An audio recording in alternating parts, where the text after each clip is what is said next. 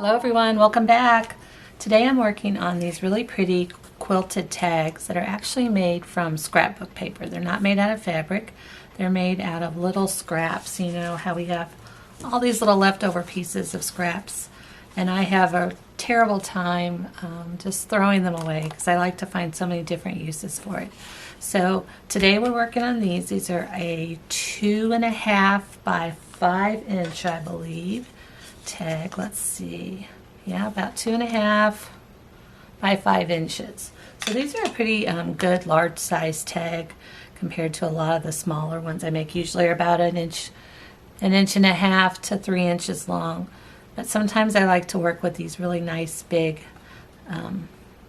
tall thick ones. So that's what we're doing today, and I've just got 4 here. I want to show you what I've done to kind of make it get these look. Let me pull each one of these up here so you can see them a little closer. I've used some paper that's got a little foil accent on it. I've tried to put one of that almost into every one of these tags. I don't know if you can kind of see in the that one's got it in it just a little bit, and there's that one and that one. So what I've done to get this kind of little jaggedy edge look here is I've gone along and I've actually ripped the bottom of each one of these little sheets that I've put on here. And then when I do it, I'll just layer it up. I'll show you here in just a second. But that's how we're going to kind of get this pretty kind of country rugged look to it. So let me pull these forward and we'll just get a quick start on these. So I've got these little scrap pieces here. Let me pull them up. And I am just going on, these are going to be anywhere from 1/2 inch up to 1.5 inches maybe long, but I'm just going on the side, and I'm just going to rip that very bottom. So it's going to be showing that little white section there. And I really like the look of how that turns out. So I've done that on quite a few already. I'll do it on one more here. Kind of fun. We get to cut and glue with paper. Now we get to rip paper. Kind of like we're in elementary school again. But let me pull these over and we'll get started with this. I've got here a little template that I've made of this tag that's, like I said, it's 2.5 by 5 inches long.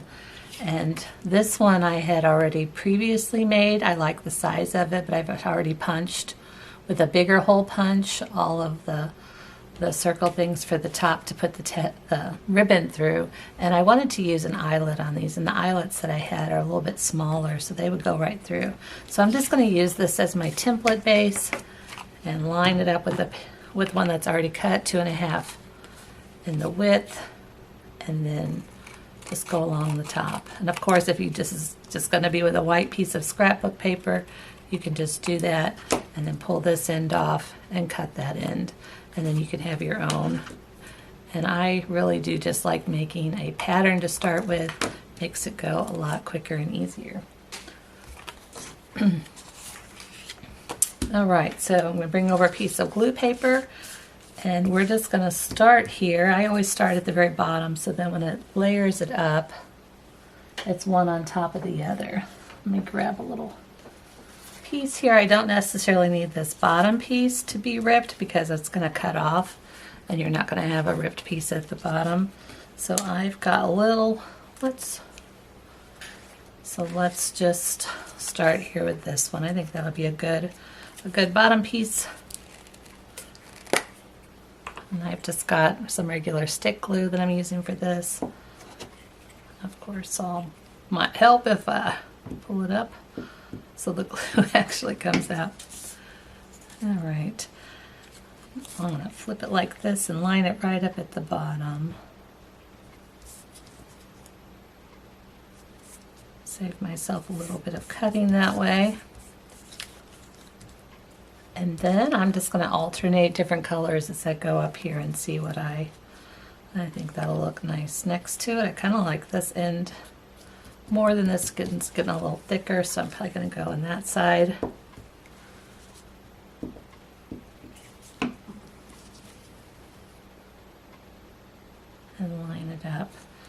So as I'm going, I go 2 or 3 high here, and then I like to go ahead and turn it over and clip it off. You can do it all at once, but for me it's a little bit easier just to do a couple at a time. It helps me to be able to see it a little better.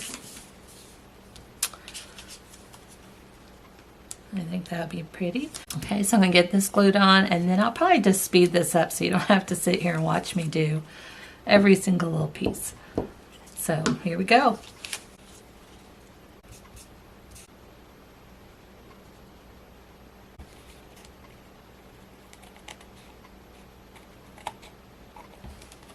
Okay, so now we've got those all glued on, and I've got it trimmed around the edges.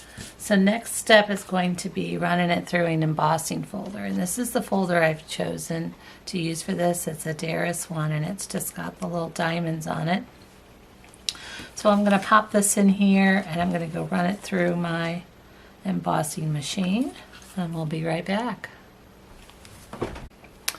Okay, we're back with that, but before I pull that out, I wanted to show you, don't be afraid to use any of your embossing folders that you have. Just go through and try to find some patterns that you really like. I really liked this one in particular because it, I think it really has a quilted more look to it, but any of these are going to give it a quilted look, even some flowers and these, you know, different flowers and patterns on there is going to be really cute, I think, for almost any of them you do. But this is the one I chose for this.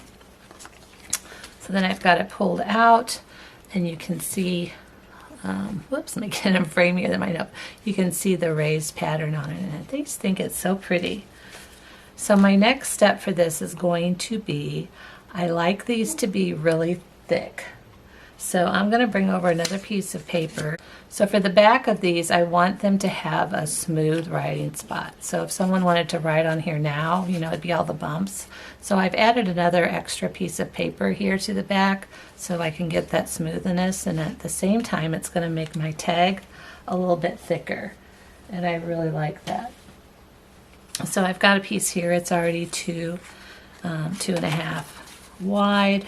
So I am just going to glue this to this, and that's going to thicken that right up how I want it. So let's do that really fast. Just using my same stick glue for this.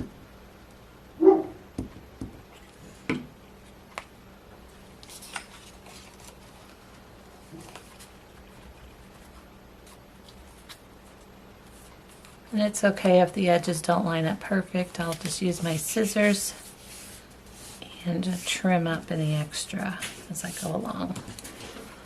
First I'll cut off this top part. I really like doing this, adding this extra paper behind it with all of my tags that I emboss, because I like to have a spot to be able to write on the back. And like I said, it also makes it a little bit thicker and makes it a little more heftier tag. It feels, I don't know, more substance to it or something that I really like. So I think that trimmed up well. That's all we need for that piece. I'm going to grab one more piece of glue paper. I always say glue paper, but this is the paper that's left over after I print out my labels for my Etsy shipping labels. There's always a little piece that size, so I just use it to do all my gluing on so I'm not messing up my surface. So the next thing I like to do is pull over some Distress ink. This is Distress ink by Tim Holtz, and it's in the walnut stain. And I've just got a kitchen sponge that I use for this. I'm going to go around the very edges first.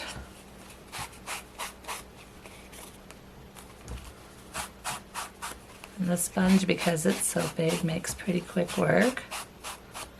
Then I'm going to use this other clean piece of paper that I brought out. I'm going to lay it on here, and then I want these edges, not the edges, the embossed that's sticking up. I want that to be highlighted. And so I'm going to do that just with my sponge and going over the top, and that's going to make it appear that it's really coming up more. And it's kind of got that quilted, almost stitched look to it. And I think I like that. The bottom there a little more. Okay. We're done with that.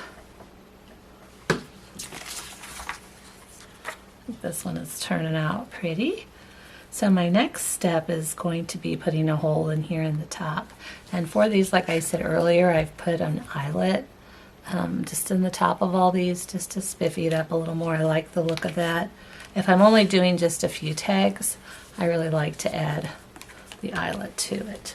So for these, I've just got, this is an old set from Stampin' Up. Just some little tiny ones. So we'll use those. First, let me put a hole in here. And I really want this to be centered, and I'm not always great about centering. So I'm going to put my that original pattern behind it. And then I'm just going to make a little mark with my pencil right in the center. Right like that. And I've got a hole punch. Oh no! I got some ink on there from the other side. That's okay. That happens sometimes. Right. It is what it is. I could pull it off and do it again, but that's okay. I'm just going to pull out one of these and put it through front. I'm going to flip it over, and then I've got my crocodile here that I'm going to put that part in there, flip it over, and give it a squeeze, and that should set that in place. Right, that looks pretty good. Well, that's a bummer, but that's okay. That just happens, right? And then I've got, this is the ribbon I'm using for this. I'm going to cut off, oh, what is that, about 9 inches or so, maybe 8 or 9 inches. Fold that over. Just going to string it through there. Oh, get a little more of an angle here.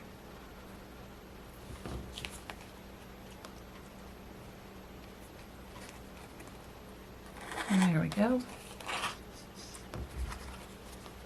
The way I'm doing these is just matching them up and then giving it a tie. Kind of pulling it up to the very top. And then tying it again.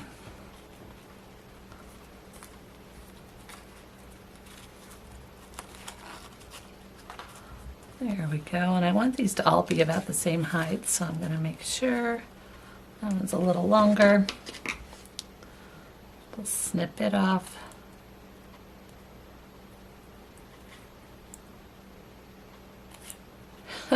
Well, there we go.